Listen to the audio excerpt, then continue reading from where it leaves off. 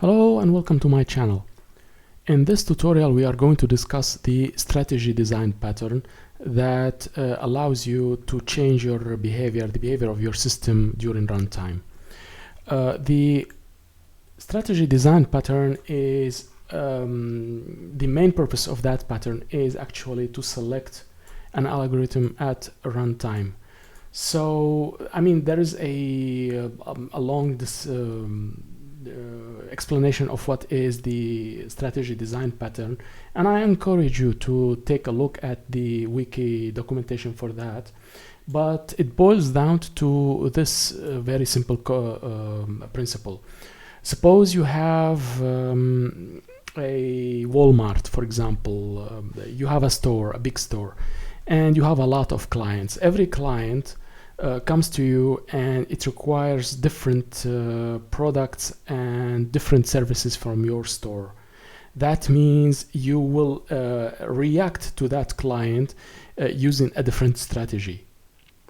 So in that context, for example, one client would buy some meat, another client would buy some clothes or some electronics, and you would respond to each client by determining the type of services that he or she requires, which means the strategy changes for each client. If you want to take a concrete example of that, so you have different strategies that your store or e-shop or whatever services site or application or system offers.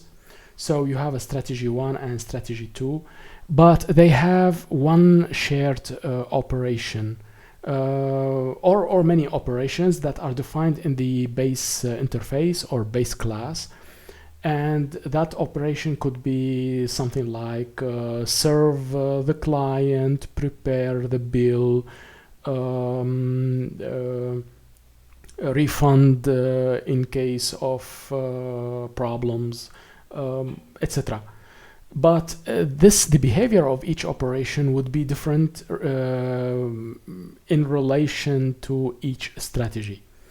Okay, so for example, here strategy 1 could be like sell groceries, and strategy 2 would be wash a car. Okay, so if your car demands washing, then you would execute the operation, but it will be executed in a different way because selling groceries is different from washing a car, right? But you can use the same interface of the strategy. Okay, and the client can be something like person, okay, a customer, okay, and every customer has different needs. For example, this customer is coming to buy groceries, and hence it requires this strategy. And another client could be, I mean, this customer, for example, and another client would be requiring, for example, buying books, and they would use this different strategy. Okay, so you will be associating each strategy to each client on runtime. And that's exactly it. If you have a client manager, so-called client manager, or a system that manages the different types of clients, then that system would be generating the client data, I would say, and it will be associating to different strategies to different clients. And I'm going to show you how this can be implemented in TypeScript. So I have prepared a folder here. The license and README are from my empty repository on GitHub, and I will share that code with you after the tutorial. You will see that in the description. And I have created a .vs code folder that contains the settings for this project. I'm going to type the code in TypeScript and execute it using Dino. So for enabling Dino, you will need to specify in the settings.json file Dino enable is true, Dino unstable is true in case you need linting, because linting uses the unstable API from Dino. And you will have to also, in case you are using something requiring the IntelliSense from Dino, then you will have to set that to true as well. And you will have to set the TypeScript formatter to be based on the Dino land formatter. Okay, and that's coming from the plugin of for Dino, VS Code Dino, which you can find in your extension marketplace from inside the VS Code. This one is signed by Dino Land, which is the official plugin for Dino.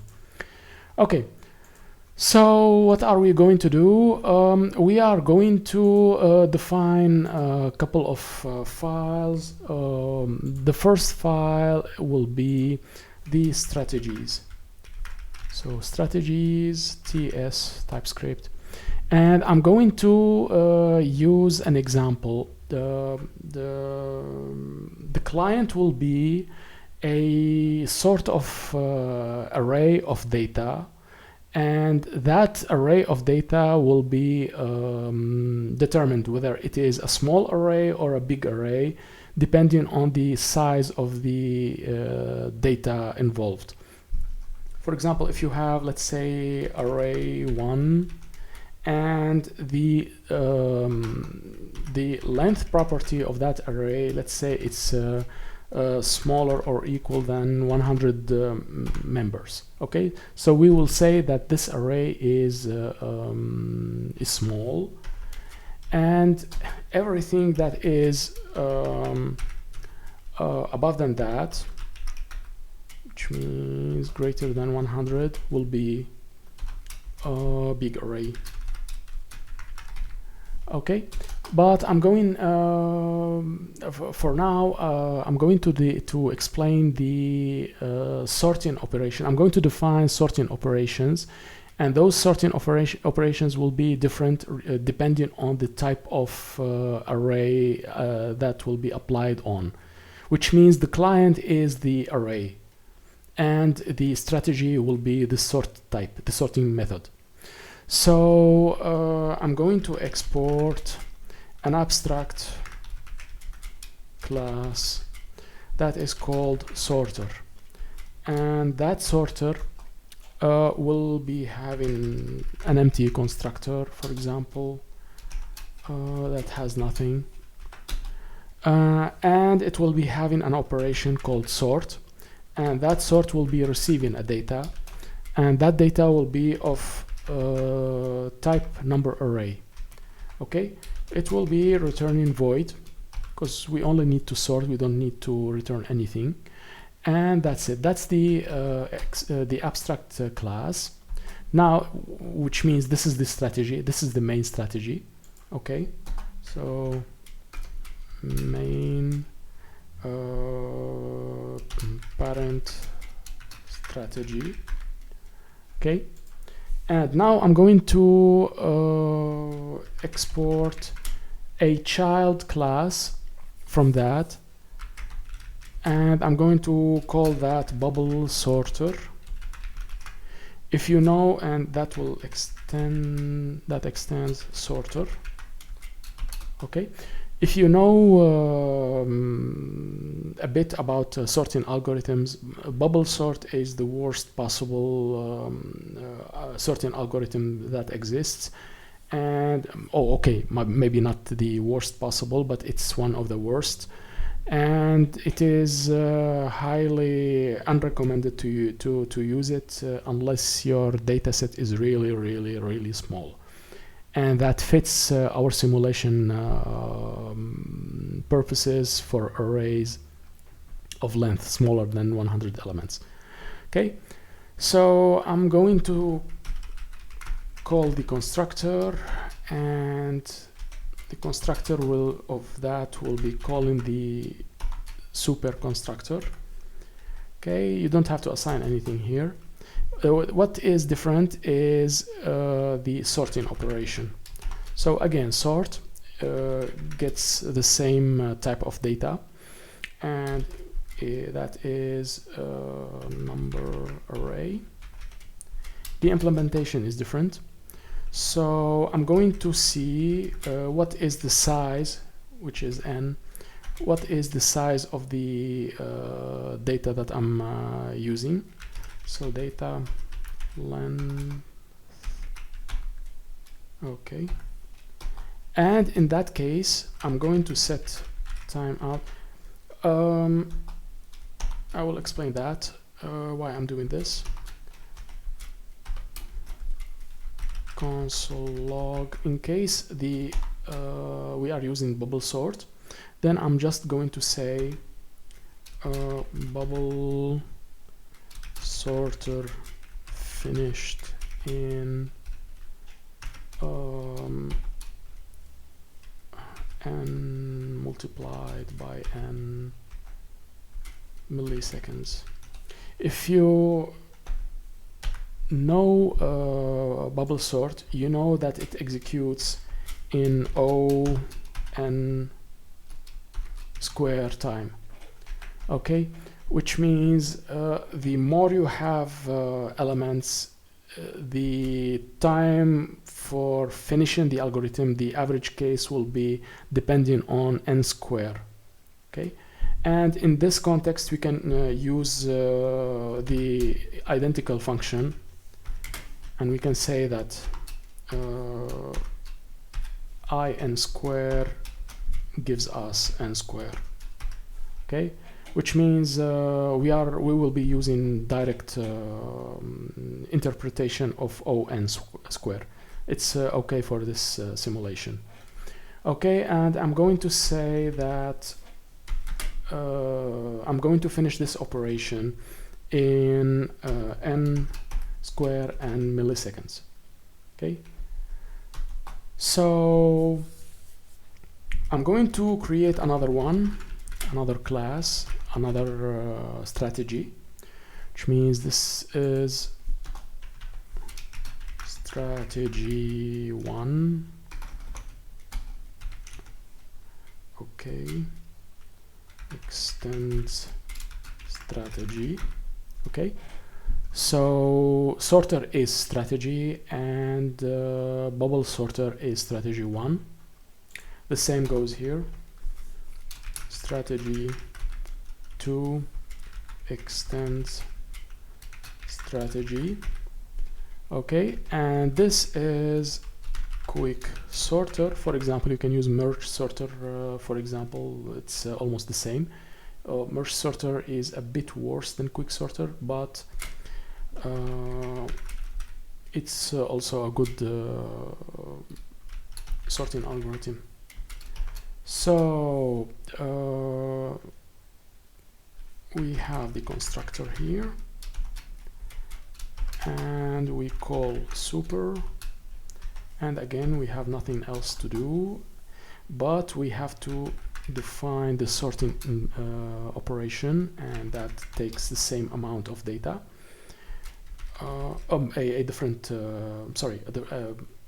it takes a data array, a number array, which is different, which is bigger, and again we will register the number of elements we are receiving. Of course, when you are implementing the sorting algorithm, it will be implemented in a different way. We are not implementing the sorting algorithm, because the point of this tutorial is not the sorting algorithm, but the strategy design pattern and the philosophy behind it. So again, we know that the average case of quicksort is O n multiplied by log n. So this is the execution time, and again we are going to use the identical function here.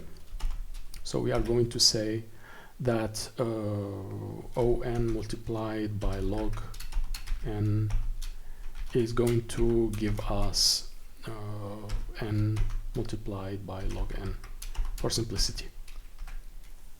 Okay, so this case, set time out. Again, we are just returning a time simulation of the operation. So quick sorter finished in again which is n multiplied by math dot log, and the decimal, we will be using the decimal log. Okay, milliseconds, and this will be yeah, this will be this number of milliseconds. So yeah, so that's the strategy file, and we are now going to implement the clients. So client ts, so let me check again. Yeah, strategy, abstract sorter, yeah, bubble sorter, sort, quick sorter, yes. So here we are going to import, we need to import the strategies that we have defined. So we have sorter. I'm not sure if we are going to use sorter, but we'll see. We will be definitely needing, yeah, we will need sorter. So definitely sorter, bubble sorter, and quick sorter from strategies.ts, and I'm going to export an interface called iArray, and that iArray will be having a couple of properties: sorter, which is of type sorter, yeah, and data, which is of type number array. Okay. Now I'm going to implement a class called small array that implements that interface that I have defined. Okay, and it will be having two properties. The sorter, of course, because sorter exists in the interface itself, so I need to implement it, I need to include it, type sorter, and data, which is a number array, oops, and the constructor, of course, that will be receiving the data, and the data is a number array here, as I said. Oops. Okay, so this sorter, because this is a small array, then we will be using the bubble sorter. So in this case, we are going to instantiate a bubble sorter strategy. Okay, and the data will be D, which comes from the instructor.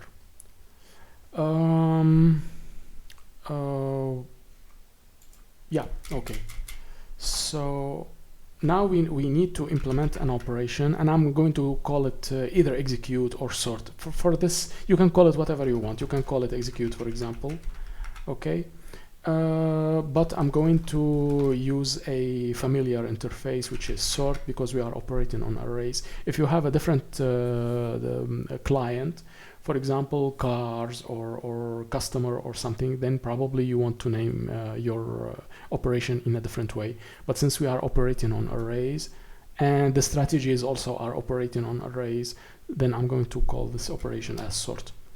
So it's just sort without any parameters, because we are operating on internal data. And I'm going to say this sorter, okay, sort. So I'm calling the operation from the strategy, okay. and I'm going to pass the data from the client to the strategy. So this data, and this for the small array, and I'm going to do the same for bigger arrays. So I'm going to export class big array, which implements iArray. Okay, and again I will be having a sorter which is of type sorter. Yeah, and yeah, one thing, of course, I have defined sorter in the small array to be of type sorter, to be of type base class, okay? But I am instantiating a bubble sorter, which is also a sorter. So if you know object-oriented programming, then you know that child classes or subclasses are also of type base class, okay? So this is pretty fine, okay? Because every bubble sorter is also a sorter. Every quick sorter is also a sorter. Okay, they are extended from sorter. So again, sorter, and also we have data, which is a number array. Now I have the constructor, and that gets a parameter of number array, and this sorter is new, and this time we are going to instantiate quick sorter strategy, and this data equals d. Okay, and we also need to define the sort operation, and as you can foresee, we will be calling the sorter, and we will be calling the operation sort on the data from the client. Okay, so I guess that's it for the clients. We have the we have the strategies.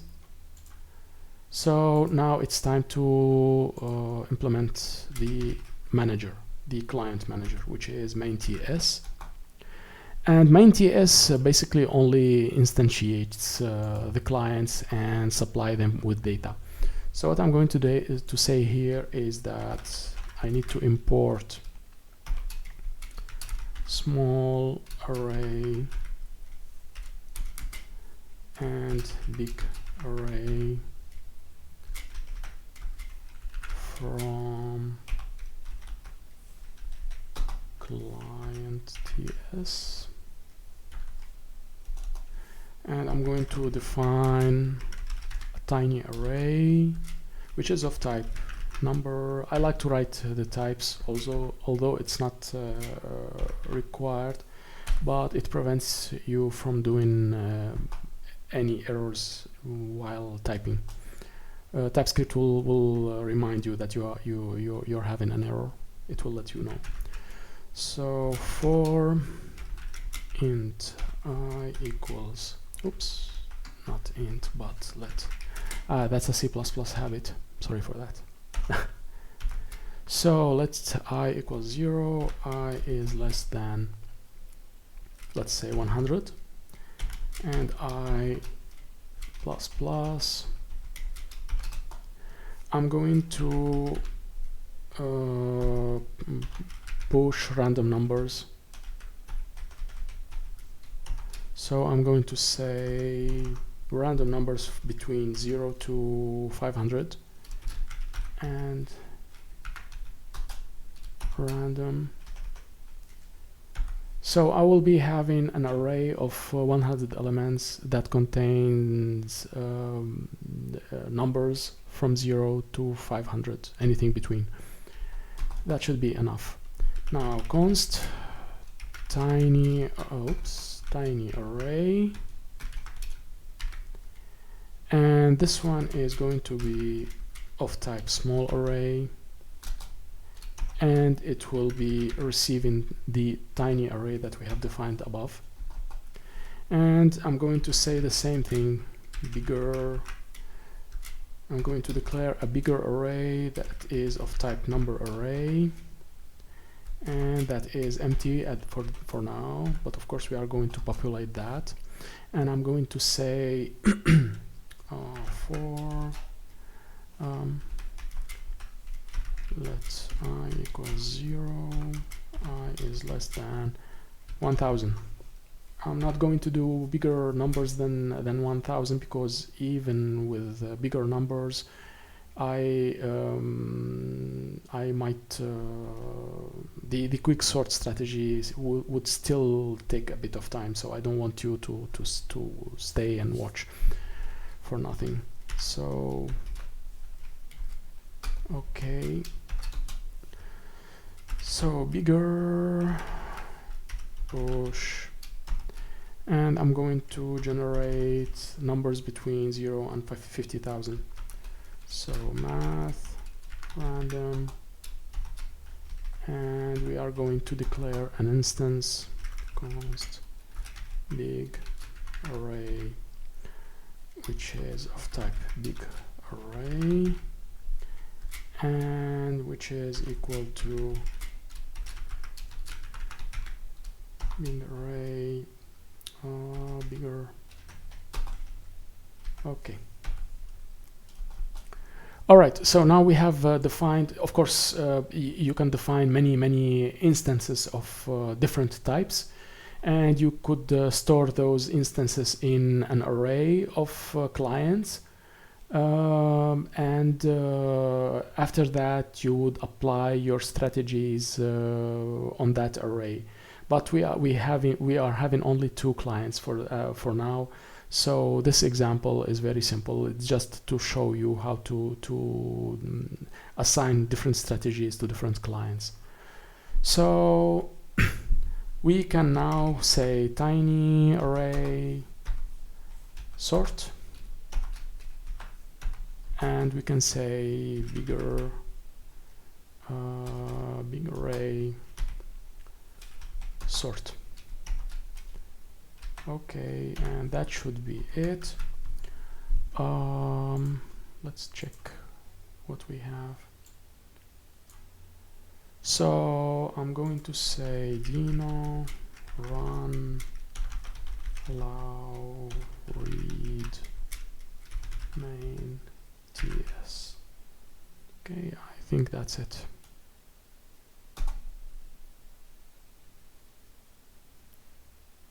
Okay, so even okay, quick sorter has finished and bubble sorter finished last.